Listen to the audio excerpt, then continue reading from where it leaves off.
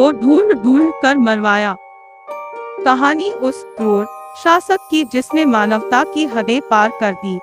Taimur lung दुनिया को जीतने के लिए 1398 में तैमूर अफगानिस्तान पहुंचा। यह वो दौर था जब हिंदुस्तान की गिनती अमीर देशों में की जाती थी।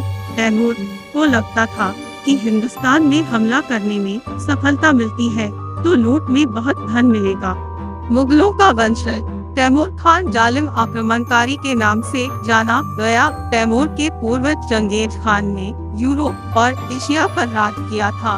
वह भी अपने पूर्वज की तरह ही दुनिया पर राज करना चाहता था, लेकिन उसके शासन का तरीका चंगेजों से कहीं अलग था। चंगेजों के कानून में साम्राज्य के सिपाहियों को खुली लूट पाट करने की मनाही थी, लेकिन तैमूर के लिए लूट, कत्ल और धोखाधड़ी करना आम बात थी। तैमूर जब भारत पहुंचा तो उसने क्या क्या तबाही मचाई, इसके कई किस्से उसकी जीवनी में दर्ज हुए।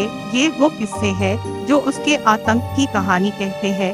तैमूर को तैमूर लंग, तिमूर या तीमूर जैसे कई नामों से जाना गया। वो 14वीं शताब्दी का शासक था जिसने तैमूर राजवंश की स्थापना की, इसलिए हिंदुस्तान पर नजर गड़ाई। दुनिया को जीतने के लिए 1398 में तैमूर अफगानिस्तान पहुंचा। यह वो दौर था जब हिंदुस्तान की गिनती अमीर देशों में की जाती थी। तैमूर को लगता था कि हिंदुस्तान पर हमला करने में सफलता मिलती है तो लूट में बहुत धन मिलेगा। हमला किया जाए या नहीं।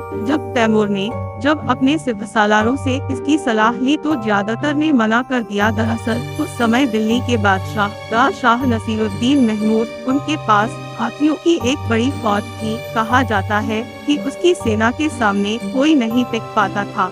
सिपहसालारों का जवाब सुनने के बाद तैमूर ने कहा, बस थोड़े दिन रुक जाओ, अगर मुश्किलें बढ़ती है तो वापस आ जाएंगे। हिंदुओं के कत्ल-ए-आम का आदेश दिया।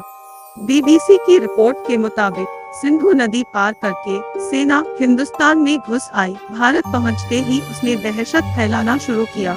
उसने सभी हिंदुओं को मारने का आदेश दे दिया। रास्ते में उसने असबंदी नाम के गांव के पास पड़ाव डाला। यहाँ उसने लोगों पर दहशत फैलाने के लिए सभी को लूट लिया और सारे हिंदुओं को मार डालने का आदेश दिया। तुगलकपुर में यज़दियों की आबादी रहती थी, जिन्हें आज पारसी कहा जाता है। ये आग की पूजा करते थे। तैमूर कहता था कि ये गलत धर्म को मानते हैं, इसलिए उनके घर को जला डाला और जो पकड़ में आए उन्हें मार दो। यहाँ से अनाज और धन लूटकर उसकी सेना दिल्ली की तरफ रवाना हुई। रास्ते में लोनी किले के राजपूतों ने उसे रोकने की कोशिश की, लेकिन वो असफल रहे। तैमूर के पास करीब 1 लाख हिंदू बंदी थे। दिल्ली पहुंचने से पहले उसने उन सभी की हत्या करने का आदेश दे दिया। तैमूर ने यह भी आदेश दिया कि जो भी सिपाही इन्हें मारने में हिचकेंगे उन्हें भी यही सजा दी जाएगा। दिल्ली जीतने के बाद ढूंढ ढूंढ कर हिंदुओं को मारा गया। पंजाब यूनिवर्सिटी के इतिहास के प्रोफेसर राजीव लोचन के मुताबिक तैमूर ने दिल्ली पर हमला किया, नसीरुद्दीन महमूद को हराया। डर कर महमूद ने दिल्ली छोड़ दी और जंगलों में छिप गया।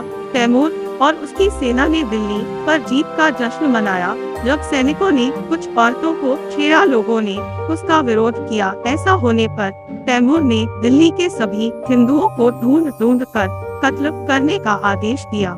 दिल्ली को जीतने के बाद वो उज्बेकिस्तान की तरफ बढ़ा। रास्ते में मेरठ के किलेदार इलियास को हराया और वहाँ भी करीब 30,000 हिंदुओं को मौत के घाट उतारा। ऐसा करने में उसे 3 माह वक्त लगा, इसमें से 15 दिन दिल्ली में बिताए।